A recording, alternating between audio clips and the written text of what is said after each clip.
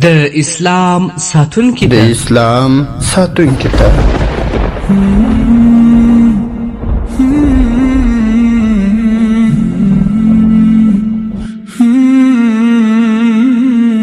عالمانو، داعیانو، مجاهدینو او عوامو ته د شهید عبدالله سعید زرینی کرشي. څلورمه برخه.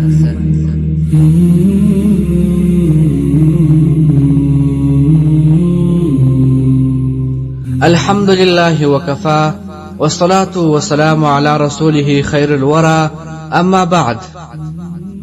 سخت ورځې مدرسه ده، ای د دغې لارې لارویه. کله دغې سختې او امتحاني مدرسې څخه فارغ سوي، الله تعالی به دې په هغه څه ونازوي په کومو یې چې زموږ اسلاف رحمه الله او اصحاب کرام رضی الله عنهم ونازول، چې هغه د خپل مولا رضا ده. که په دې مدرسه کې کامیاب سوي یې، رب تعالی به دې په جن کې یو رښتینی قائد او امام وګرځوي، لکه الله تعالی چې فرمایي موږ له هغوی څخه مشران یعنی رهنمایان جوړ کړل چې زموږ په حکم یې خلک هدایتول.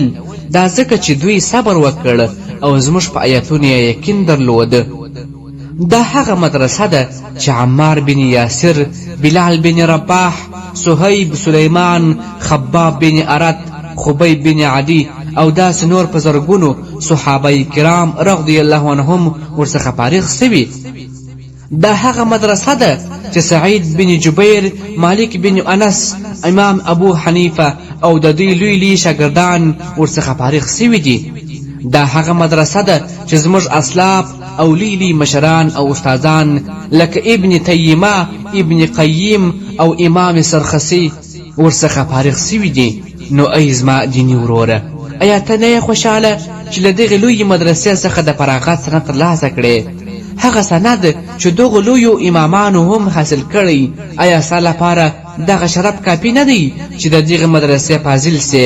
هغه مدرسه چې اول استاذ رسول الله صلی الله علیه وسلم دی، لکه چې فرمایي زه د الله تعالی یعنی د دین لپاره داسې ازار سوی یم چې بل څوک دومره نه دی ازار سوی.